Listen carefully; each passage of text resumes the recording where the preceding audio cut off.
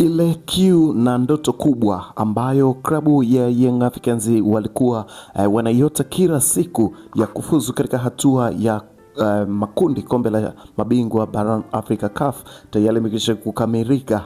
Klabu hiyo Young Africans wakifuzu kibabe katika hatua ya makundi, ambapo bonge la mechi likichezwa katika uwanja wa Benjamin Mkapa dhidi ya Young Africans wakiwakaribisha River Strikers ya Malawi, mechi ikitamatika kwa Young Africans kujipatia ushindi wa mabao mawili, bao la kwanza likifungwa na Dickson Jobu katika dakika ya 6 na bao la pili likifungwa na Pacome Predozuzwa dakika ya 34, ambazo mabao mawili ambayo yametosha kuwapeleka Young Africans katika hatua ya makundi na kukamilisha malengo yao kama klabu.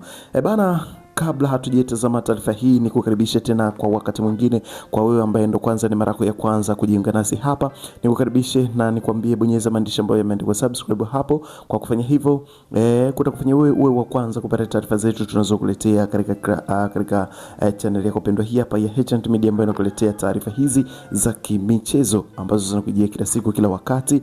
Lakini mara baada ya kusubscribe, hakikisha kwamba pia unabonyeza alama ya kengele kujitokeza pembeni hapo. Kwa kufanya hivyo kutakufanya wewe wa kwanza kupata taarifa zetu. Cha kufanya wewe utazitazama taarifa zetu ukiwa sehemu yoyote Tanzania na nje ya mipaka ya Tanzania. Hapa ni H&T Media ambayo inakuletea taarifa hizi za kimichezo. Kwa hiyo nikusihi kwamba tambaa nasi katika dakika zote tutakazokuwa hapa, ili tukupashe yale yote ya kimichezo ambayo tumekuandalia katika siku ya leo.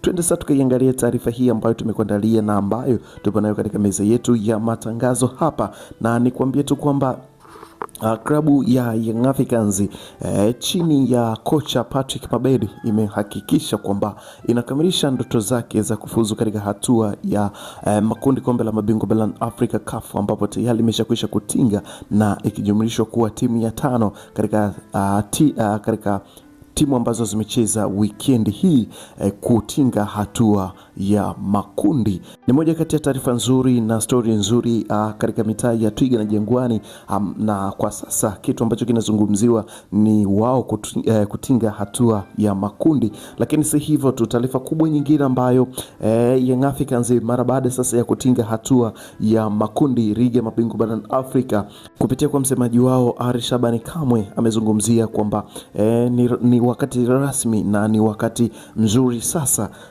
wao kwenda kumtambulisha head coach wa klabu hiyo ya Young Africans. Hapo mwanzo kulikuwa na taarifa nyingi na makoch tofauti wakitajwa kujiunga na klabu ya Young Africans, pamoja na Miguel Gamond, watu walimhusisha kujiunga na klabu hiyo ya Young Africans. Lakini pia kocha kama Ardina Nasser Nabi naye alihusishwa kujiunga na klabu hiyo ya Young Africans, lakini pia bila kumsahau Rakatrabe ambaye ni kocha wa timu ya taifa ya Madagascar, na pia alihusishwa katika klabu hiyo ya Young Africans. Halikadhalika Paul Maria ambaye kwa sasa yuko Oman kule analisakata kandanda katika kariera yake ya coach, na pia alihusishwa na klabu ya Young Africans. Lakini rasmi sasa Pedro Gonçalves amekuja kujiunga na klabu ya Young Africans na kocha ambaye atakuja kuchukua mikoba ya Louman Folz katika klabu hiyo ya Young Africans.